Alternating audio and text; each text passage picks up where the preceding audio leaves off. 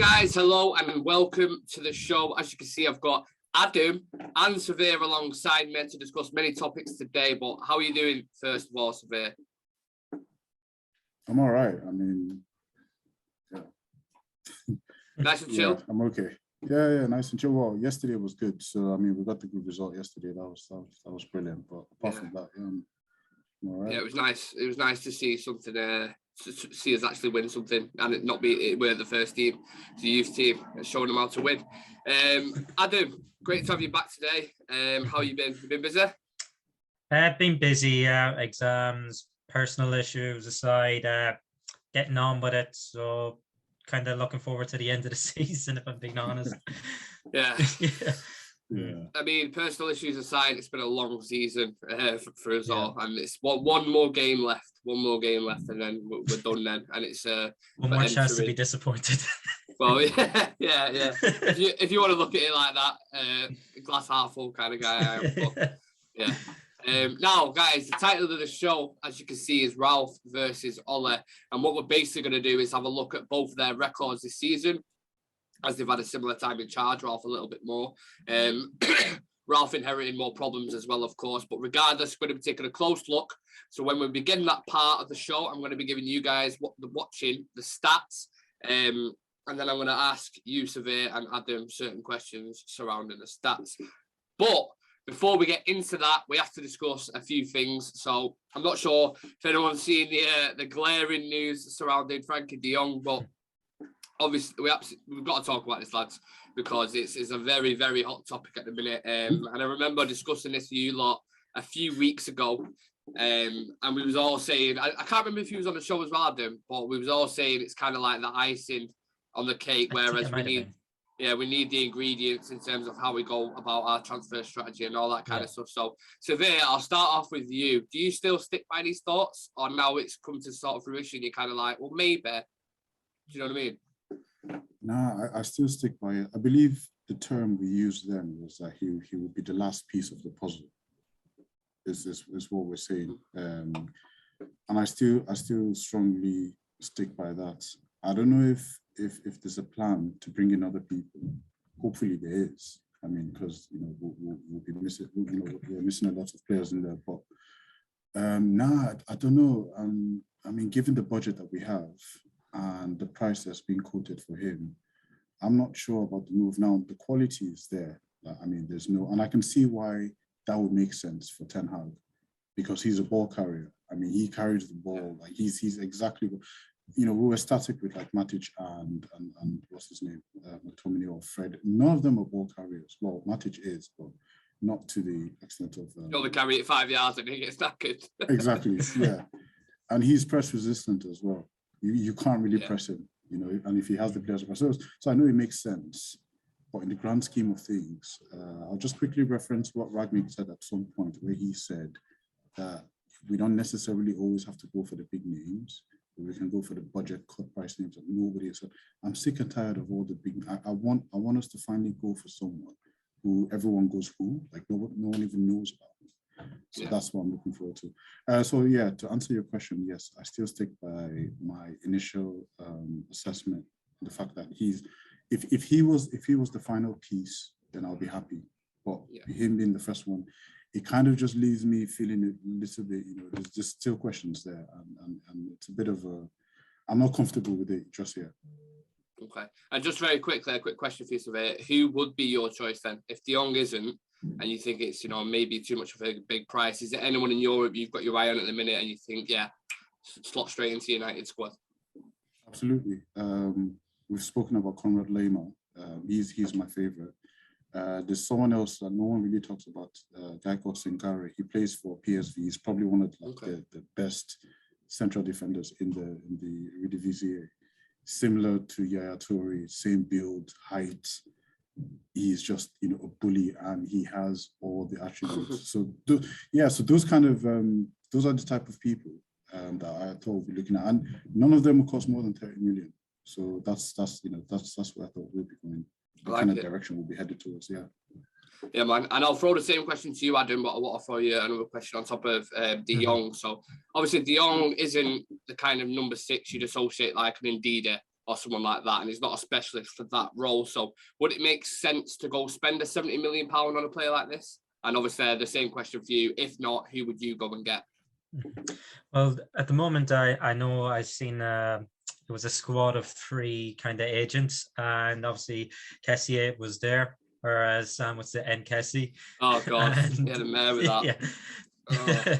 And yeah, he would have been one of my first choices, natural Pogba replacement. But Civir said there, I really like what's his name, Sangar, or he's from the Ivory Coast, isn't he? Yeah. Oh yeah. Is he from PSV I really, as well? really like him. PSV, yeah. Yeah, PSV Eindhoven. Yeah, so Mhm. Ten Hag has had like front row seat to this. So hopefully, yeah, anyway, Dutch connections, all that business. Yeah, really, really good player. I think he got into didn't he get into their ultimate team of the season? Oh God, don't reference that because you're just gonna I kill don't want to people. reference it, but You're just gonna kill people. But yeah, fair enough. If that's, I mean, Fred got one to be. Yes, no, exactly. Yeah, there we go. Yeah, no more needs to be said on that. Yeah. Right, interesting. Me personally, you know what? I like Lima. I've always said I like Lima alongside, along with you, but Civir. But I'm thinking there's not, apart from the obvious, you got your De Jongs and Declan Rice, who are like the big name ones. The ones around Europe, there's not loads I'm looking at. There's only certain individual ones, so there's not one I proper want to go for. And I really want Nkunku and I really want Darwin Núñez. They're ones I know, like for a fact, I really want. But there's not a midfielder that's proper sticking out to me at the minute that I'm like, yeah, go get. Maybe a few more weeks time, I'll have a proper think about that. But yeah, so far I'm a little bit on the fence with it. But either of your choices sound relatively good. So yeah, just falling back onto the young lads, there's a few reasons why, you know, there's legs in this deal, and we're not just talking about it because, you know, the Sun have wrote about it or whatever. So one, Barcelona need to sell for financial reasons. I think we all know they're in about 1.2 billion debt, sorry. I was just watching the Gary Neville overlap with PK then, and he was saying like, yeah, the debt they're in is ridiculous. Like some of the stuff in sales, like wow. So obviously we know they're in debt. They need to sell for financial reasons. United have been working on this for a few months apparently. Journalists have come out and said that Mertens has been speaking to Barcelona for a few months, and Erik ten Hag obviously has a great relationship with him. That aside, anyone who can answer this, can you think of any reasons why he wouldn't want to join United? There's a few. Hit who? Yeah, I know for me, obviously Champions League can be a big thing, but I reckon within a year we can get back into it. And who knows, we've seen these new rules that could be implemented. So even if we finish outside the top 4, United still might get it. You never know. And I think he almost might look at it in a sense like, what signing has gone to Manchester United and improved since Alex Ferguson has left? Like, who else? You could argue. Yeah. Bruno, but even now this season, he's kind of taken a dip. Bruno went like that, and now he's started. Yeah. It hit the peak, and now he's started to go. Ooh. Yeah, it feels like the stock market after the pandemic crash just boom straight down like this season. Yeah, and yeah, he might look at it that way too, but he's also going back to an old mentor who, you know, coached him, who's really, really familiar with him. And he has a lot more experience now. So maybe he might look at it that way. But those are the two kind of standout reasons I see it. Obviously, no Champions League, but I think we can achieve that within a year. And he might look at it again and say who actually goes to Manchester United and improves. I mean, we could be in the Conference League, but if we get beat by Palace, you never know what could happen. So honestly, it could be the Europa League or the Conference League, which is even worse. So if you're Frenkie De Jong now, are you staying at Barcelona, or are you going to take that risk moving to United with this new project that's going on under Ten Hag? Well, I don't have to think like him. I just have to use his own words. I mean, he said it himself. I'd like to stay here for the next 6 years. This is what he said recently. I don't know if you guys saw that. Like, no, I've not seen that. Yeah. So he wants to stay. It's not like, you know, things aren't going as you know, as good as, you know, he would have expected, but he wants to stay. That's the bottom line. And I don't like the idea of, this is what I don't like. I don't like the idea of someone who clearly doesn't want to be here. All of us don't like that. And then that's one. 2, I don't like the idea that we're getting like sloppy seconds. Like, why don't we just go out and why do we always, you know, Varane came to the end of his thing and then we got him, and then this, Ronaldo, we got him because we wanted to stop from going to City, and Cavani didn't have anywhere else to go. And then why is United always the last, the last chance, or sort of like the last year? Why can't we just go? So, just to answer your question, no. These are the two things that I really don't sit well with me. And if I was hit well, I can't be him. I'm just using his words to say, the only pull is Ten Hag. That's the only pull. He's been there before. He's got Ten Hag. He's got Donny. It's a new project. There's things are changing. So obviously, there's something to be optimistic about. It's a project. People like to use those words every time. So it's something that he can be convinced to go. And he knows that if he's going to meet with a manager who knows him, who knows how to deploy him, who literally developed him. So yeah, good. I mean, that's the only reason why he would come. But other than that, I don't see anything else. I could just imagine him ringing up Donny van de Beek and being like, right, I've been contacted off United. What do you think, mate? And he's like, mate, listen, fucking don't even get on that plane. Stay at Barcelona. Honestly. Yeah, Donny would be like, look at the area code, because Manchester is 0161. He was like, mate, I'm not even there. Like I'm in a completely different area code. I'm staying at Goodison in a sleeping bag and a pillow. What's Liverpool? Is that 0151? I think. I don't know. Yeah, I think it's fine. Anything out of 0161's out of my mind. It's all about 0161. Manchester to the death. So I imagine if he's ringing Donny up, he's not got the best of words, but you never know. Under Ten Hag, it could be this new revolution. Played with Donny before, played under Ten Hag. So yeah, we'll have to wait and see what happens with that. I know they're having a meeting in Amsterdam today, or they've had it, I think, regarding recruitment. So I imagine some stuff's going to come out of that from the likes of Romano, Ornstein, and people like that, credible journalists surrounding it. So yeah, we'll wait and see what happens with Frenkie De Jong. Now, lads, into the main part of the show, where we take a look at both managers in depth and how they've got on the season. Now, obviously, the title is Ralf versus Ole. Just a quick fire question for you two. Who do you think had the worst overall record out of games they managed, let's say on average, so between Ralf Rangnick and Ole this season? So I think Ole managed 17 games and Ralf's managed 28. So on average, who do you think had a better season? 17? I don't understand. Like when he came in as the interim? No. So the start of this season, so up until Sorry, when Ole got sacked, he played 17, and then Ralf has had 28. That's a hard one. It might be Ralf. I'd give it probably Ole has a probably better record after it, because I read something about Ralph's win rate being very low, but he's inherited all the issues that Ole had. Ole had a very confident team at the start of the season, so I'm probably going to go with Ralf having a worse one. I might go with Ralf, but the thing about it, I think Ole lost more, and Ralf probably had more draws. I think. Yeah. I'm not sure. Right, I'm going to get into that in a second. So I'm just going to give you a general overall of both managers, and then I'm going to ask you guys some questions on them, like loads of interesting questions. So stick with us. So Ole, 17 games played, 7 wins, 3 draws, and 7 losses, and a points per match of 1.41. That's just this season, speaking alone specifically. 1.41 is dog shit, absolutely dog shit.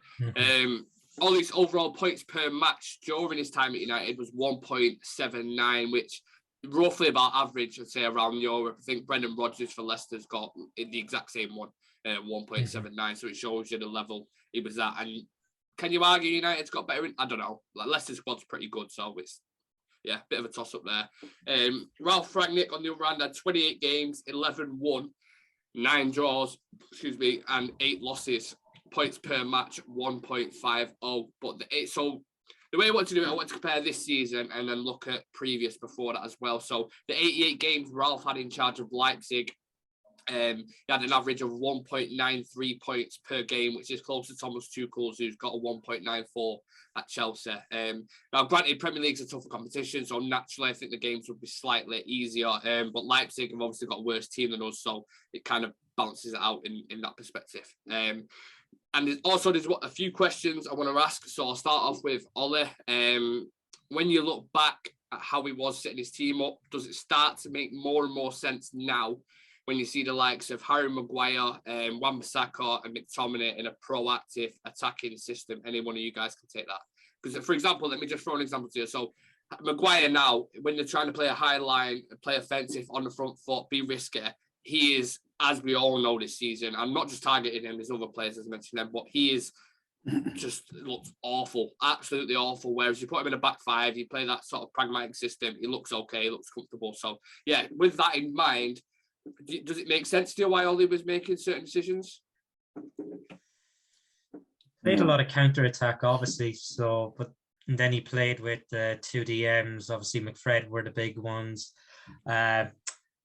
We shouldn't have to play, like, especially give up in the midfield so our defender doesn't have a shocker. You shouldn't have to sacrifice your midfield, especially for a top club like us. It's going to be a bit of a worry when Ten Hag comes in now. Obviously, he likes to play a high line. Maguire isn't going to fit that. So I can see why Ole did play it. He tried to get the best of what he had. But obviously the wheels came off then at the end. And I wish it didn't end that way, but sadly have to. Yeah, I suppose what I'll throw to you, Civir, is I did mention Ten Hag there. And we all know how risky he likes to play, like building up from the back, similar to Pep. He has his centre backs making them sort of vertical runs, wing backs dropping in to make play. And I instantly think straight away, Wan-Bissaka or Harry Maguire, like they are two players I cannot see fitting in the system at all. So yeah, two questions to that. So the first question, similar to what I asked Adam, with does it make sense, some of the decisions that Ole was making, the more and more you look at it?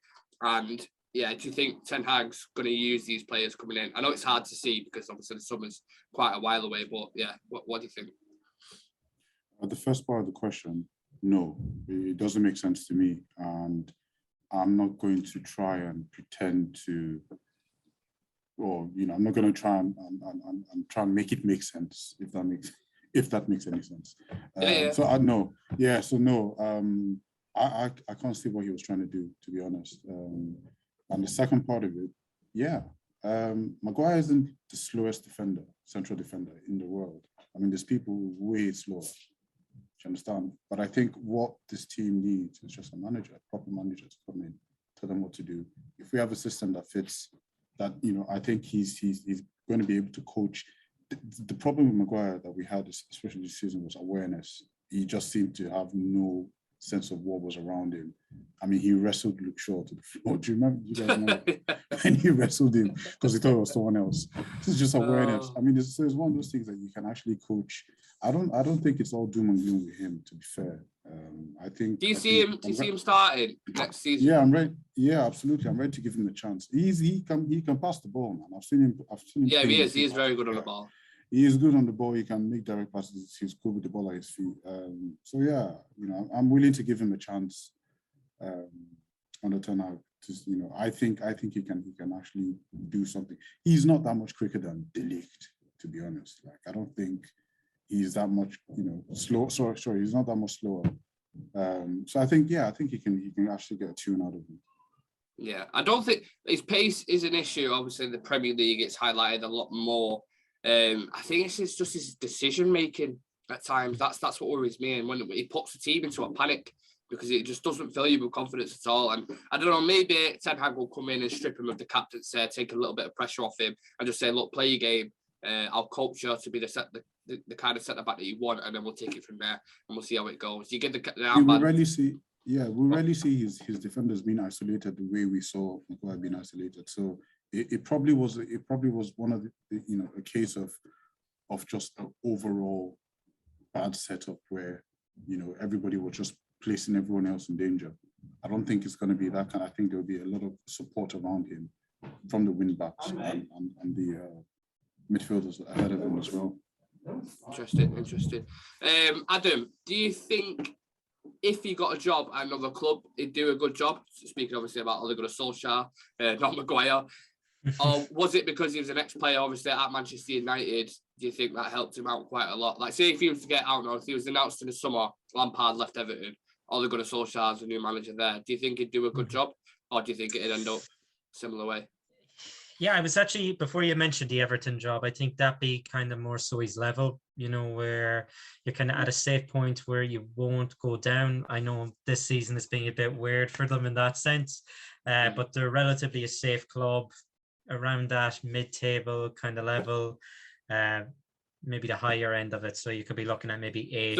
So I'm thinking, sorry, I'm just thinking Donny's at Everton, innit? Thinking, oh god, the term that they signed him, they're like, yeah, well, they're going to sole charge you manager. He's like, fucking hell, what have I got to do? Sorry, go on.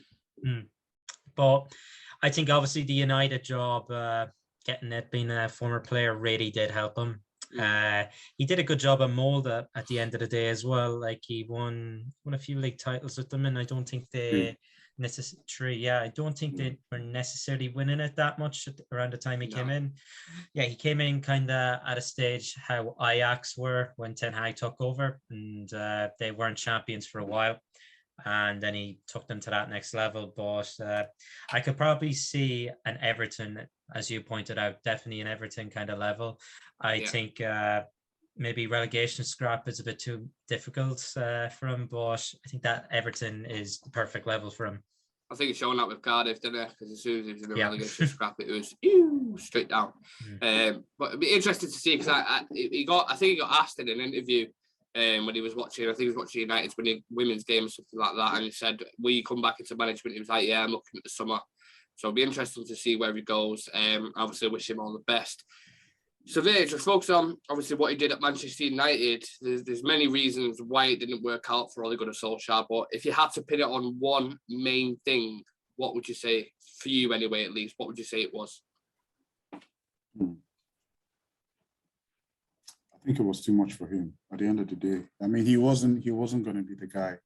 I think he did what he was supposed to do at first when he was an interim. Yeah. Just to steady the ship. And then after and then we'd go for like a permanent sort of manager after that. And he did what he was supposed to do, and that's where it should have been done. Case closed at that point. But then we took it further and ended up in a mess. And I knew that would set us back another 2 years. I knew it then because I was never. I really really liked the guy, but I just didn't believe that he was the one. Do you understand? And I knew that us agreeing that deal would set us back another couple of years. I think it was just too big for him overall. You can't just rely on quality going forward if you don't have any tactics to apply. And I think that's, at the end of the day, that's literally just what happened. Interesting.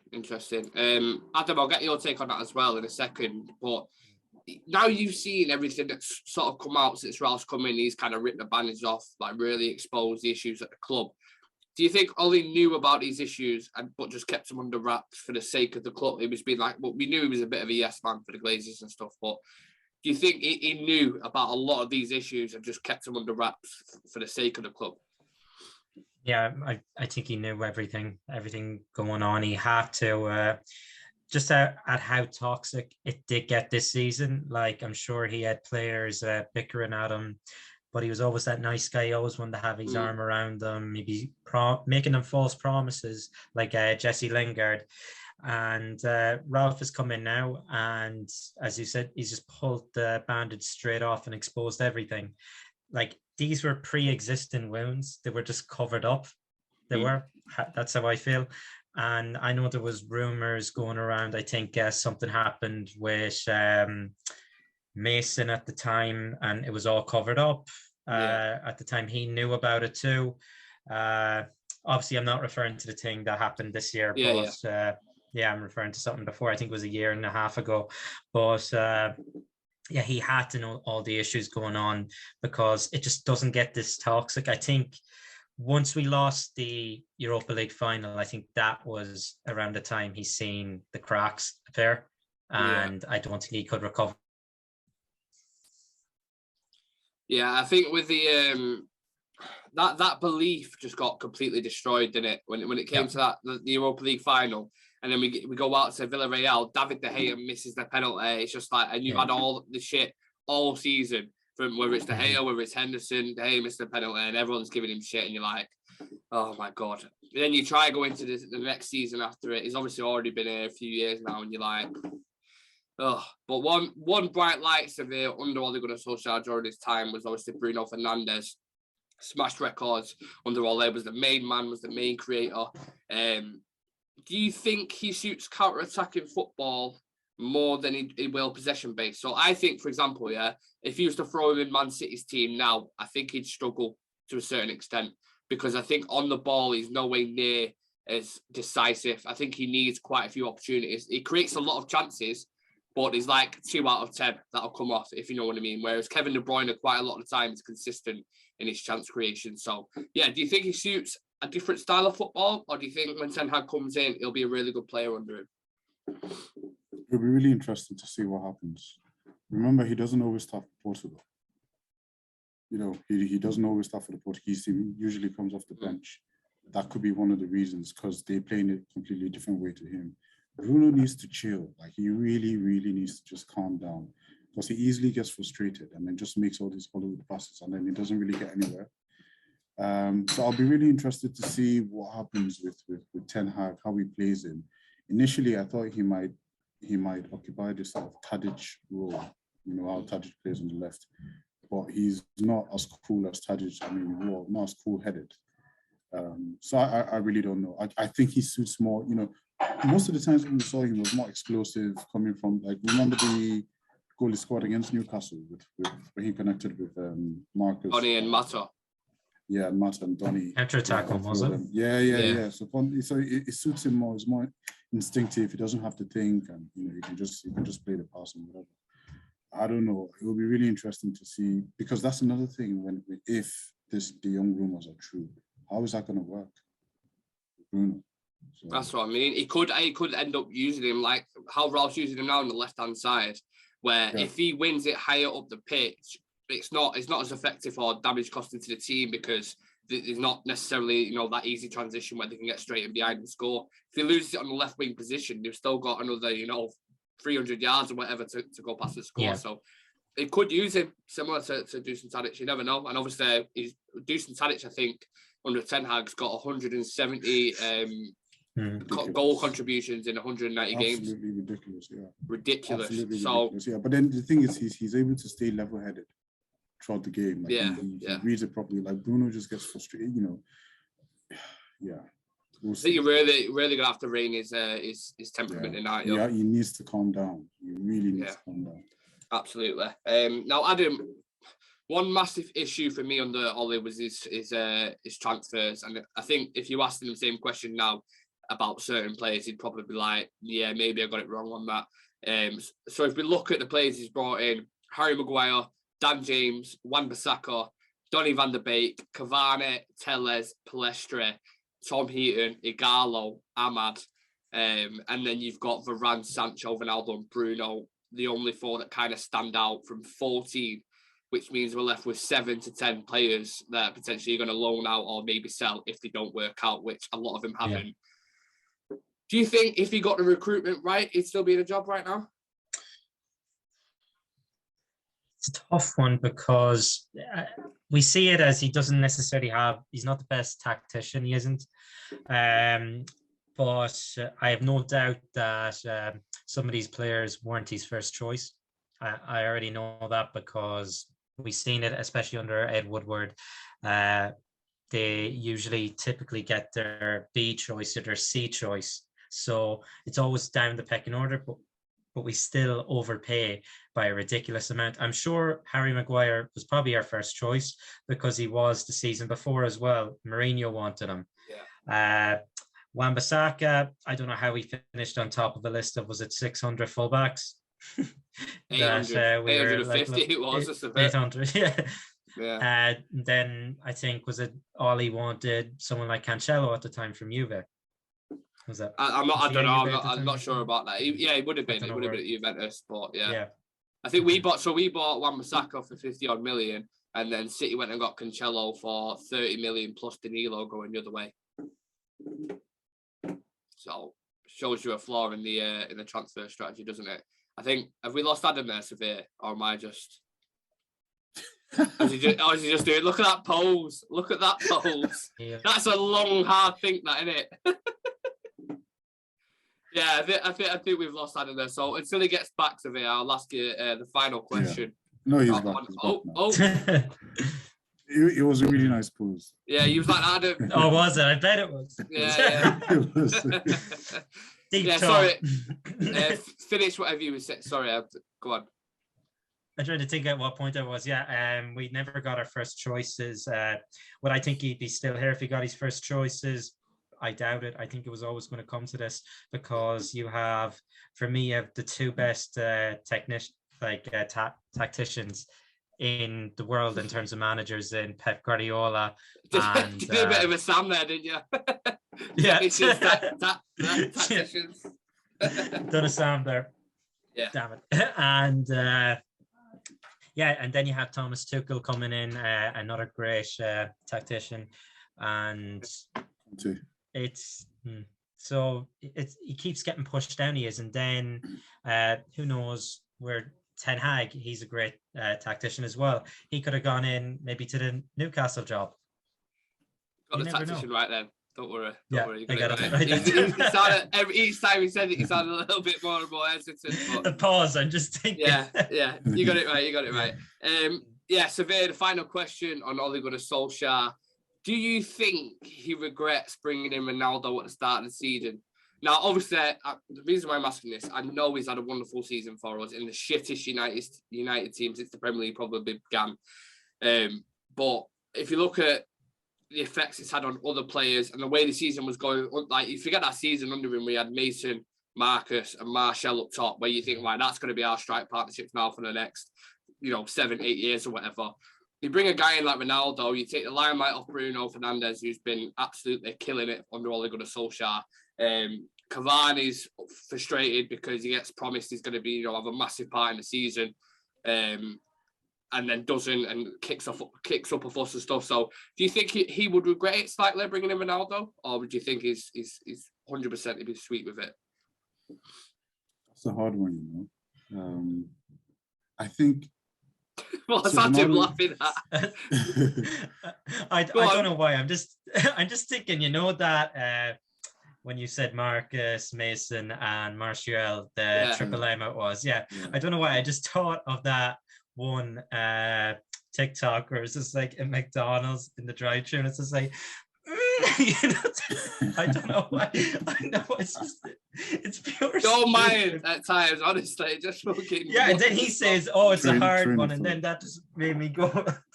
Yeah, sorry. No, it's fine. What was I saying? Yeah, it's a hard one, What was the question? I forgot the question. I'm sorry. Look what you've done. I needed that laugh though. It's all right. I remember now. Yeah. Ronaldo. Only bring in Ronaldo. Yeah. Yeah, I mean, he might regret it because he kind of threw a spanner in the works because we were going in one direction, and then Jadon was supposed to come in and then kind of balance that, And then Jadon comes in and then he's excited, he's going to get the number 7, and then Ronaldo gets it, and then he's 25, and then it's just weird, And then it took us a while to, and he literally. I know he came good initially at the end, scoring all those hat-tricks. But I think for the most part, I think he might have regretted that, But it was one of those things that he felt he had to do. I don't blame him for taking for it was a risk, and I can't blame him for taking it. I mean, you can't just let that sort of quality just go by. You have to at least, give it a try. It's one of them. If United it's one of them ones, damned if you do, damned if you don't. Yeah, exactly. Like, they got the chance to sign Ronaldo, and he said no. United fans would be like, "Are you fucking joking? Are you mad?" Like, they're going crazy. Yeah, imagine what I'd argue he would have been sacked earlier. Exactly. He would have been sacked earlier with no Champions League run. Ronaldo single-handedly pulled us through that group stage. We would have been out probably. We probably wouldn't have even made Europa League at the way we were playing. And I would have seen him sacked earlier, probably. Yeah. So it's a sense of that. You kind of damned if you do, damned if you don't in Ole's case. Okay, guys, let's talk about Ralf then. A lot of buzz when he first came in, described as the professor of football. Literally all of his press conferences I had on loop. Like the stuff he was doing abroad and giving like these speeches and talks and stuff. I had them on like an hour loop constant, just listening, thinking, oh my God, I can't wait for this guy to come in. Just listening to talk tactics, it's just proper refreshing at the time. But what calls in your, Adam, I'll go to you first on this. What calls in your head stick out to you where you think, Rangnick, mate, you've got that completely wrong? Is there anything that sticks out to you? I know when we were playing the 4-2-2, we started off with it. We were almost sold a dream. We were in that Palace game. That first 45 minutes against Palace, I was like, oh my, we're going to win the league. Oh my God. Yeah. It was, I didn't know we could play that well, but I think just that style of play didn't suit us because our players naturally were knackered by the hour mark and they just dropped back, but we'd also be very exposed as well. And a lot of the teams then started, picking us apart. We've seen it with Newcastle even. That time they got an early goal and we just looked like we ran out of ideas then. I think he came in with that initial idea, tried to get his own stamp on the squad, and it just couldn't happen. It's almost like we're a sinking ship at the moment this season. We have been. And he reverted back to tactics that we were originally, kind of using, a system that we're kind of using where he typically wasn't, used to using as well. And he done everything he could to cater for the players. But at the end of the day, I think it's the players that have let him down. I remember going through a stage where everyone was missing sitters. Like I think we created the most chances in the league at one stage. The Middlesbrough game and the Watford game stick out to me straight away when you say missing sitters. Oh my, we was had about 20 to 30 shots in them games and just missed every single one of them. Like, it's crazy, absolutely crazy. Remember the Burnley game as well? Oh yeah. I think that's when it began to go wrong. I think once, was it after West Ham, and then there was an international break. That was a long international break. News broke and everything, and then all the dressing room unrest too. And that's when the wheels came off. They did, and the players started throwing their toys out of the pram. Yeah. I think that was around that time when things went wrong for him, and largely it wasn't due to him for me. And that's why I think the majority of fans don't blame him. And it's why he's having pretty much a free run at it, because they know the actual issue, and the actual issue is the players at the moment and their stinking attitude. Yeah, just going back to what you were saying about the formation, then I completely agree.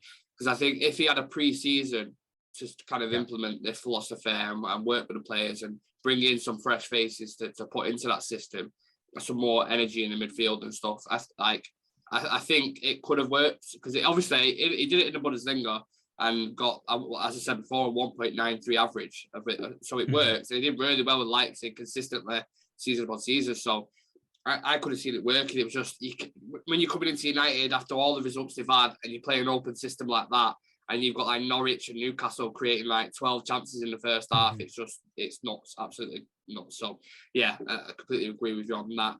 A lot of negative things since the break, you said, didn't you? Since the international break. Yeah, after West Ham. Yeah. And we thought that was where we're going to kick on, last minute winner. You were at that game, were you?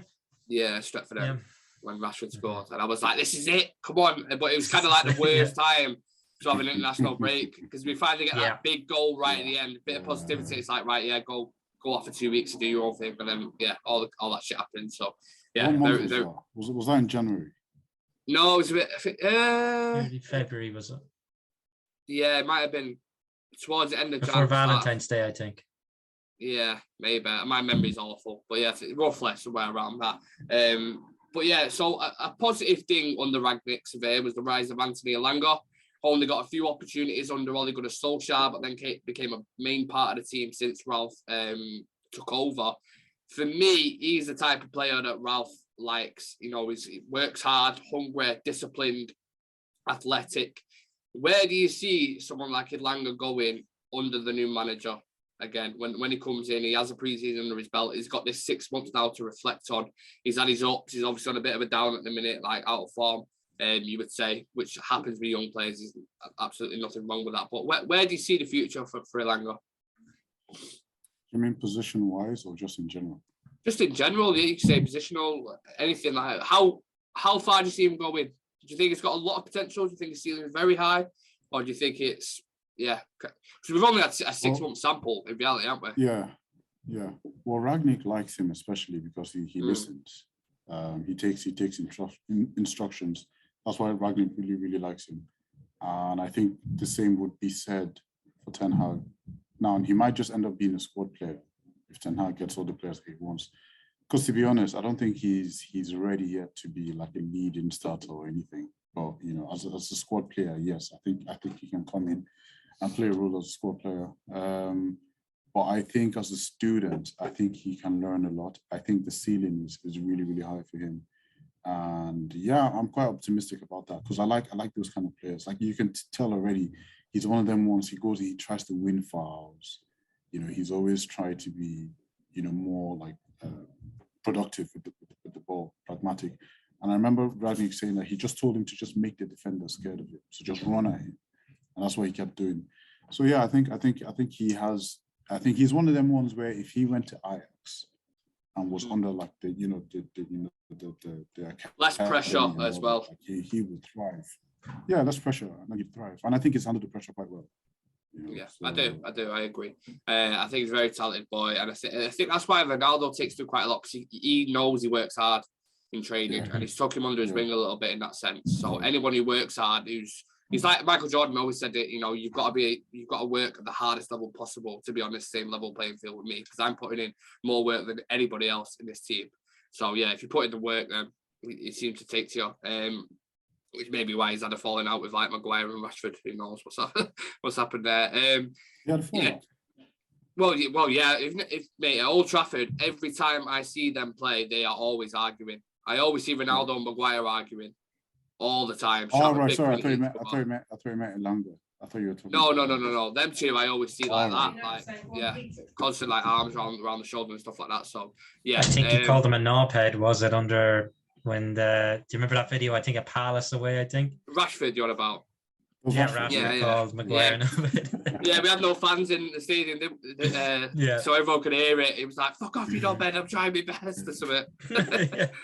Yeah, madness. Yeah, just back to Ralf. His training methods. People have described him. Well, players, sorry, have described him as old school kind of methods. That's come out quite a few times during the season. Do you think he's a bit of a dated coach, or are you a fan of like? Do you like him as a manager, like his tactics and stuff? What's your general perception of Ralf Rangnick?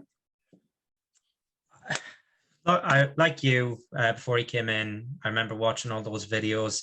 He said all the right words. I was buying into the idea, and I thought, especially after those 45 minutes, here we're going to do the quadruple. I don't care.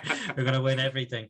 But I'm not too sure if the tactics necessarily work in the Prem because you have teams that will sit back and they are going to counter you. Like I think was it Ralf Hasenhüttl from Southampton, isn't it? He initially Hasenhüttl. Yeah, he tried something similar. He did when he came in with them, but he's had to change their entire system to kind of cater for what he's had. I like what he's trying to do. We don't know how they are training though. Some of them look like they haven't trained at all anyway this season. It feels like that at times. But are we going to listen to these players that are complaining that they're driving home in the evening when it's dark? Like, you know, oh, these poor guys have to drive home in the dark at 5 o'clock. And then saying these tactics are dated. Is it dated because, I don't get to finish early? Is it dated by what he's trying to build? But there has been times where, you know, tactically he's got it right. And we've seen maybe it just hasn't worked out. Like Watford, Southampton, those games, we should have tore them to shreds. We should have scored 3-4 goals easily. And tactically he's got it right. But then the result isn't right at the end of the day. And I think that takes a toll on the players too. They just don't buy into the idea if they don't see, you know, the results. But at the end of the day, they have to get the result. Rangnick can't put the ball in the back of the net. It's the players that have to. I remember specifically saying that on shows with you guys after every game during December, January, and a little bit of February, saying Ralph's got it absolutely spot on there. Just the players are not scoring. Like, what more can you do than that? You put 11 players on the pitch, you coach them right. If they don't score, put the goal in the back of the net. You can't coach that to a certain extent. Do you know what I mean? So a question for both of you guys with that in mind, without going into too much depth. Where do you think it went wrong for Ralf? Do you think, let me ask you both for a percentage, right? How much of it is the players and how much of it is Ralf? So let's say, I would say, for example, it's, I don't know, 30% Ralf, 70% the players. What do you think it is? Give me a figure. I would say 30 Ralf, 60 players, and then 10 just bad luck circumstances. Media. Yeah, I mean, yeah, you know, the toxicity, decisions going against us, like in Burnley, you know, because we scored 2, remember? Middle score too, handball. Yeah, Pogba scored, and then, you know, it's just that handball. Yeah, it was just ridiculous. And then the one against Borough. So I would say 30% Ralf, 60 the players, and then of course within the 10, let's not forget that we lost like 3 quality, you know, goal scorers in Greenwood, Cavani, and Martial within the space of what, 3 weeks, 2 weeks. So that's crazy. Yeah, and then literally they were gone. And then there was no one to back us up because Marcus just literally just hit a dip. Like, I've never seen a dip that bad. Crazy, innit? Yeah. So it's a how do you say the word? Culmination of all. Combination, yeah. Yeah, Marcus Rashford's downfall has just been next level. Like, I've never seen anything like it from a player. It's just, I don't know what's happened to that boy. It's literally out of this world. I can't explain it. Yeah. Because I was a massive fan, not because of all the great things he does off the pitch as well, which I obviously love, but the way he played on the pitch, just off the cuff, running at players, like, fearless. And now he looks, honestly, the complete opposite. The complete, like, shattered of confidence, won't run at any players, and when he does, he just kind of runs into, like, blind alleys, gets surrounded, gets the ball taken off him, and then you can just visibly see he's frustrated. He's not tracking back nowhere near as much. Yeah. Here's the thing. I would have expected this 2 or 3 years ago when he was still sort of quote unquote developing. Do you understand? But then he showed a level of maturity, especially when we were in UEFA, Europa League. Sorry, that season we won it. He literally carried us in all the way. So I thought he'd literally, you know, risen above that level. But yeah, it's a shock to everyone. This goes back to, I'm not going to go in depth on this, but the things I was saying before about Ole playing a certain system, because we talked about Bruno Fernandes, we said how he plays better off the cuff, just one touch, play it, not much percent. You talk about Rashford off the cuff, in behind, counter-attacking, plays much better. Maguire not being as exposed because he's got them 2 DMs in front of him, the wing-backs tucking in to protect. I'm not saying that's right, but I'm saying, like, that's why I was phrasing the question in a certain way, to see if you thought that's why Ole was doing that with the system. But yeah, we've already discussed that, so we'll move to conversation. Sorry, Adam, you've not given me your percentage yet, have you? Not yet, no. I'm probably going 70% players, 20% Ralf, 10 just blind luck, missing chances. Maybe that falls back on the players as well. I think I'm trying to think back. Where can you say, look, that's Ralph's fault? I'm thinking Villa away, when he should have shut up shop that time we blew a 2-goal lead. Should have gone to a back 5 in the last one. I said that as soon as I saw it, I was like... Yeah, that's one time. But he learned his lesson that time, because we went 2-0 up and he brought a defender on then. Yeah, so, like, he's adapted, he was that time in himself, but largely down to the players. It's just upsetting that the standards have dropped so low that they can't go onto the pitch. You can't do anything these days. And then they're moaning about, why am I getting a start? Why am I getting a send-off? I've been here 20 years and all this. And then you have the likes of, did Roy Keane ever get a proper send-off? Like, he probably got a testimonial. Stam never, Ruud van Nistelrooy never. There's loads of players. There's been loads of legends in this club that have never got a proper send-off. So, yeah, I agree with you on that. Yeah, Real barely got one. Barely. Yeah, he got told, didn't he, in the dressing room? Yeah, by Ed Woodward. Yeah, so I was there when he came back with QPR, and then that's when we kind of did like a appreciation at the stands and stuff. But he never got me. I'm glad you've mentioned Rio, because you've just given me the perfect segue.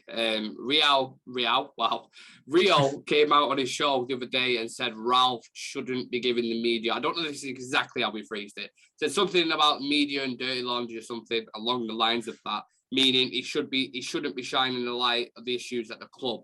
What are your thoughts on this, Civir? Because I know when it comes to the journalistic kind of stuff, you're very measured in your approach. So I'd like to hear your thoughts on this one.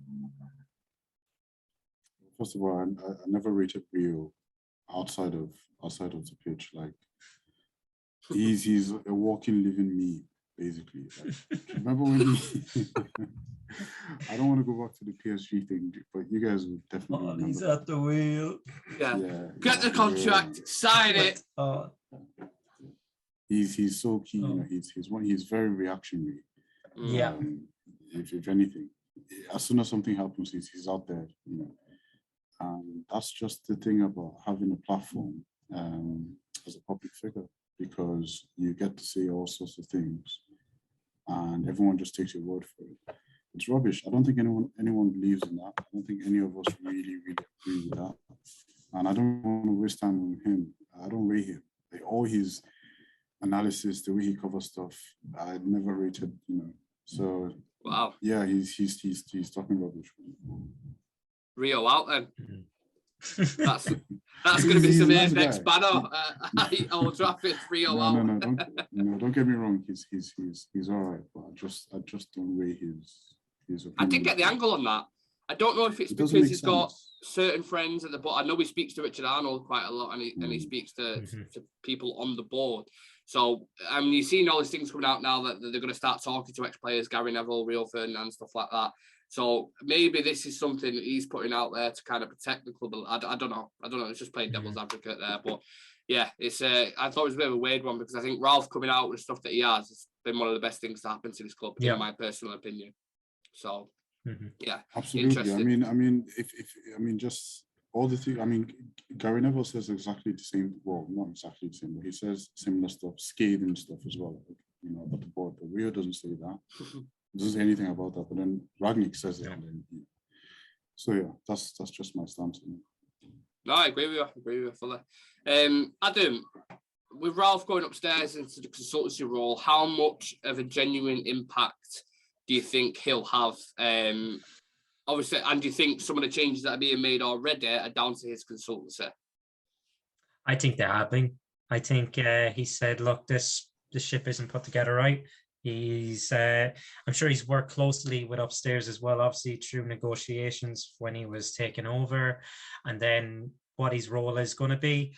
It's a bit of a weird one because he's going upstairs, but he's going upstairs in Austria. So I've seen a lot of criticism, people saying, "Oh, how can you do two jobs at once?" But was it Gus Hiddink was the Russian manager and Chelsea manager at the same time, so it can be done. And this is just a consultancy role for 6 days. You disagree with, because it was Carragher on it who was saying, like, I don't know how we could do both jobs at the same time. So you disagree with that, or you? Yeah. Yeah, I disagree with Carragher's comments. He's only working what should be, I think it's 6 days a month, is it? Or something like that. Yeah. He's going to have a lot of free time, especially they're not qualified for the World Cup. So he's not going to a World Cup over the Christmas months. And I think he's going to spend time, look out. I wouldn't surprise me now. I know we've been mentioning the name as well, Paul Mitchell, a lot. Like, he's very close with him. Maybe he could be someone coming into the club. It looks like that way because we're freeing up almost like a position that's, has his name written on it. So he'd be working close with him. Rangnick could be our man out in the continent. Like, he could be nearly setting up, scouting systems here. This is where you need to go look where this is where my former clubs like Leipzig are looking at these players, and they transform players. So maybe we can see it like that. He might be our, what could you say, a lighthouse out in the continent, shining light. But I think he can do both jobs. And and I think he's probably the best thing to happen to the club since what could you argue? Yeah. Careful. And okay, yeah. Careful. Okay, since we won a trophy. Yeah. Which was about 5-6 years ago now. Europa League. Oh God. Yeah, I've got a few greys since I have anyway. Yeah, likewise. People need to calm down. It's a consultancy. It's not a full-time role, and it's strictly to do with recruitment and scouting. That's it. So it's not. That's where we've been dreadful the last decade. Yeah. That's it. Yeah. I do think, like, for any other sort of interim manager who comes in now doesn't have the effects that Ralf has had. I know the results haven't gone our way, but the things that's going on beyond that at board level, he's definitely having a say in certain things and telling them to switch up. And that's why you've seen so many people leave the club now who have been there for years. You've seen 5-6 people leave in the past month or so. And I don't think that's any coincidence. That's just my personal opinion. So long may it continue, but as long as they're getting the right people to replace them and the right structure in place to go forward. The final question, lads, for you is we've obviously just been talking about Ralf and Ole there. When we look back in a few years' time, how do you think we will remember both managers? Like, give me a synopsis as if it was like the back of a book. How do you think? So Ralf, let's start with Ralf. How will he be remembered, do you think, in a few years' time? It depends how the next stage really goes. If Erik ten Hag comes in and we start building a legacy, go on, maybe win a league title in the next 5 years, somewhat compete in Europe, Ralf could be seen as that, kind of like the middleman, the man who's kind of brought us out of the slums and took us back to the heights where we should be. Yeah. The first man to cross no man's land. That's how I would describe him. Just take the bullets, take the shots. Yeah, I'm the guy. And then he's led the pathway then for everybody else to go behind him and kick on. That's how I describe it personally anyway. That's a good analogy. He could be remembered as that, and it just depends how the future goes. It's hard to say how the future will go. I'm just hoping the club give the next manager a lot of time, all the time he needs, because we actually need to build for the future. And it's not going to surprise me if things get worse before they get better. Yeah. And we just got to stick by our new man. Ferguson said it with Moyes. We didn't necessarily, we didn't really back Moyes at the end of the day. We didn't get him the transfers he wanted. Results kind of dried up, but he had an aging squad. And Ferguson used to get 150% out of players, and the players at that time, he couldn't get 100% out of them. So Rangnick, for me, can be remembered as the man to take us out of the slums, just depending if the future goes well. If it doesn't, will he be remembered at all? That's the sad part. Interesting. Civir, what do you think? How do you think he'll be remembered? Obviously, it's hypothetical. We don't know what's going to happen in a few years' time, but the right things seem to be being planted now. So if all goes well in the next few years, we're back competing in the Champions League. We develop a really good young squad mixed with experience. And Rangnick doing this now, what he's done in the 6 months, ripping off that bandage, exposing everything that's going on at Manchester United, then going up into the consultancy role and helping out up there. How do you think he'll be remembered? Well, he's the one who exposed it and laid the foundation for what would be to come. So if we were looking back at this in a positive light, say everything went well the way we planned it for the next 5 years, we'd look back at this moment and be like, well, he's the one who exposed everything.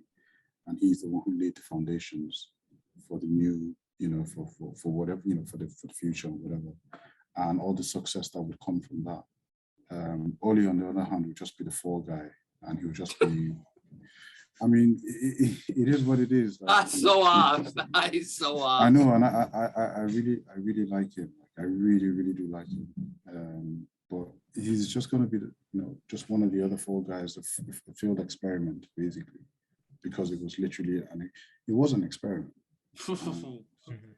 Yeah, because it was. If it wasn't anything other than that, like, we would have made some real smart decisions and got someone, that was professional, or someone that had the credentials, but we didn't. We just gambled, basically. So it was a gamble that failed, and it's bound to happen. And I suppose, at the end of the day, it all works out for the better, because now we know.